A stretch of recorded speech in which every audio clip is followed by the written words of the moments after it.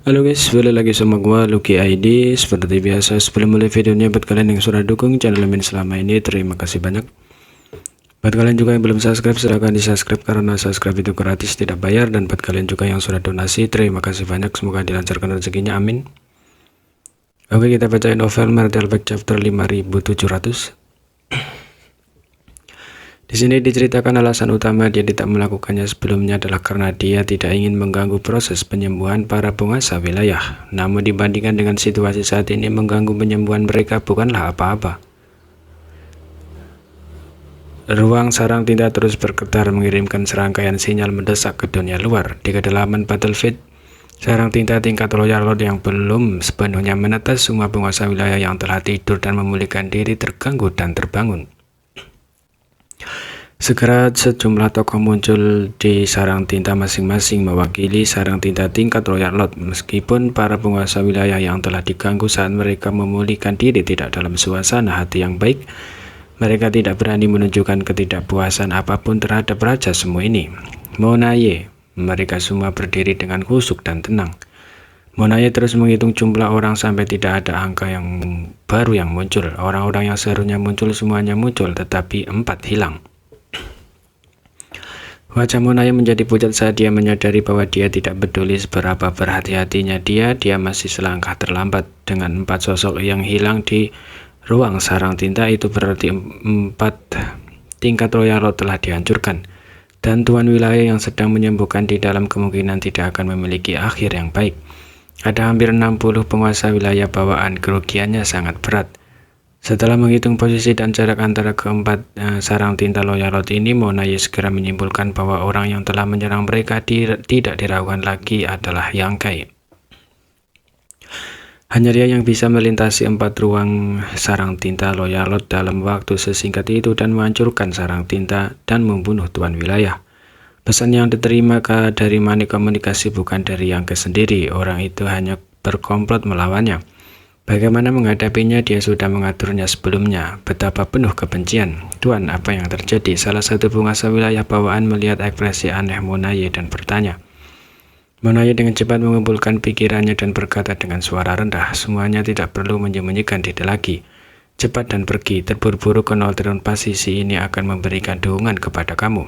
Jika kamu bertemu ras manusia di jalan, jangan melawan.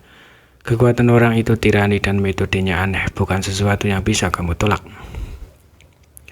Ketika penguasa wilayah mendengar ini, ekspresi mereka semua menjadi serius. Tak satu pun dari mereka yang tahu ras manusia seperti apa yang bisa membuat pseudo Royal Lord begitu menakutkan. Salah satu penguasa wilayah bertanya, Tuan, jika kita benar-benar bertemu, apa yang harus kita lakukan? Monaye dengan tegas berkata, bubarkan dan melarikan diri sebanyak mungkin. Bagaimana dengan sarang tinta? Tuan wilayah lain bertanya. Jika mereka ingin melarikan diri, sarang tinta secara alami akan hilang, tetapi sarang tinta tingkat Royal Lord juga merupakan harta yang sangat berharga bagi klan tinta.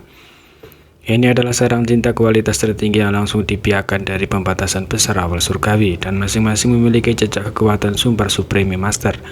Bahkan Monaye enggan menyerah begitu saja. Merunduk sejenak, dia berkata bahwa mereka bersamamu. Jika situasinya menjadi buruk, kamu dapat membuangnya kapan saja. Pergi. Dengan lambaian tangannya, para penguasa wilayah pergi. Segera penguasa wilayah terbang keluar dari berbagai sarang tinta tingkat Royal Lord di seluruh medan pertempuran tinta dan membungkus sarang tinta dengan kekuatan tinta mereka sebelum bergegas ke Northern Pass dari lokasi masing-masing. Di Northern Pass, Monaye bahkan secara pribadi keluar dari gunung untuk memberikan dukungan. Ada juga banyak penguasa wilayah bawaan yang kuat yang membentuk area 5 arah dan berpisah. Hampir semua master telah pergi, hanya menyisakan Royal Lord Moyu, pseudo Royal Lord Mengkwe, dan Selusin Lord Territory yang bertanggung jawab untuk menyiapkan 4 area untuk mencegah Yangkai menyebabkan masalah.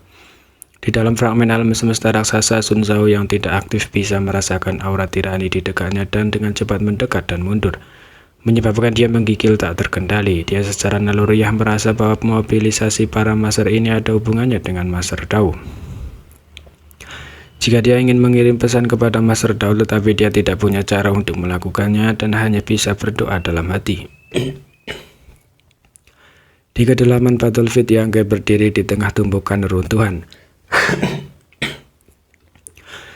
Baru saja dia telah menemukan sarang tinta tingkat royal lainnya dan membunuh semua tuan wilayah yang bersembunyi di sini. Ini adalah sarang tinta tingkat royal kedua yang dihancurkan setelah kembali dari pembatasan besar awal surgawi. Menambahkan 2 sebelumnya, dia telah menghancurkan total 4 sarang tinta tingkat royal dan membunuh sekitar 60 tuan wilayah bawaan. Namun Yangke tidak senang sama sekali. Semakin besar panennya, semakin banyak kekuatan tersembunyi yang dimiliki klan tinta. Dia harus menemukan penguasa wilayah dan sarang tinta yang tersembunyi ini sebelum mereka bisa bereaksi. Mengambil sarang tinta kecil yang dia dapatkan di luar pembatasan besar awal surgawi, Yangke sedikit merenyengit. Baru saja ketika dia membunuh penguasa wilayah itu, sarang tinta kecil ini mulai bergetar lebih keras dari sebelumnya. Tidak diketahui apa yang dilakukan klan tinta. Pada saat ini sarang tinta telah tenang, tetapi Yangke tidak berani menyelidiki dengan gegabah divinisasinya untuk menghindari mengekspos dirinya sendiri. Memutar kepalanya untuk melihat ke arah Noretunpas, Yangke mau tidak mau bertanya-tanya apakah bocah bernama Sun Zhao baik-baik saja.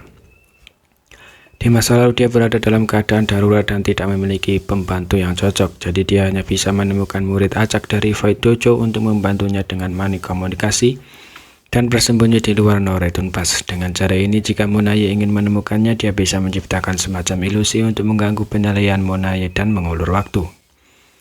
Menyingkirkan sarang tinta, Yangke berangkat sekali lagi memulai perjalanan mematikan untuk menemukan sarang tinta. Waktu sangat penting. Jadi dia dengan cepat mengedarkan prinsip ruang dan terbang bolak-balik. Setelah mengalami ini beberapa kali, Yangke memiliki gambaran kasar tentang di mana Monaye telah menempatkan sarang tinta tingkat royal ini. Beberapa hari kemudian, Yangke melewati dunia alam semesta yang mati sebelum tiba-tiba berbalik dan terbang menuju tempat arah tertentu. Ketika dia tiba, Yangke melihat sekeliling dan mengerutkan kening.